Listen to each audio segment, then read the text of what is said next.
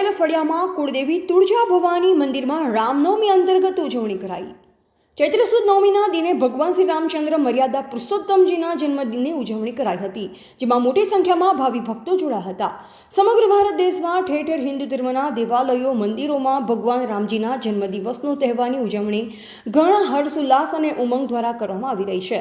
ત્યારે ગંગપુર ગામે પટેલ ફળિયા ખાતે થોરાટ કુટુંબમાં કુળદેવી તુળજા ભવાનીના મંદિરમાં રાકેશભાઈ લક્ષુભાઈ થોરાટના આંગણામાં નવરાત્રિનો છેલ્લો દિવસ અને રામનવમીનો તહેવારની ભવ્ય ઉજવણી કરવામાં આવી। રામનવમી વસંત ઋતુમાં આવતો હિન્દુ તહેવાર છે। ભગવાન વિષ્ણુના 7મા અવતાર તરીકે ભગવાન શ્રી રામનો જન્મ થયો હતો। હિન્દુ ધર્મના મહત્વનો તહેવાર એટલે રામનવમી છે। ભારતભરમાં ઠેર ઠેર રામકથાના પાઠ પઠન કરતા હોય છે, જેના ભાગરૂપે ગંગપુર પટેલ ફળિયામાં હવન આરતી પૂજા અર્ચના કરી ધ્વજા ચડાવી ઉજવણી કરાઈ હતી।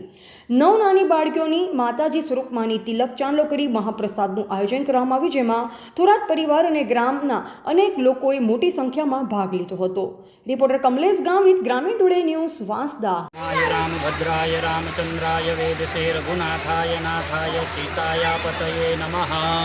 गंगपुर गामनी अंदर माँ तुळजा भवानीना मंदिरे થોરાટ परिवारना अग्रणी एवा लक्षु काकाना द्वारा रामनवमीना दिवसे भगवान रामचंद्रना आशीर्वादनी प्राप्ति माटे समस्त समाजना कल्याण माटे माताजीना सानिध्यमां शांति हवननी क्रिया खूब भक्तिभावपूर्वक समस्त થોરાટ परिवार द्वारा गाम परिवार द्वारा शांतिथी संपन्न करवामां आवी छे।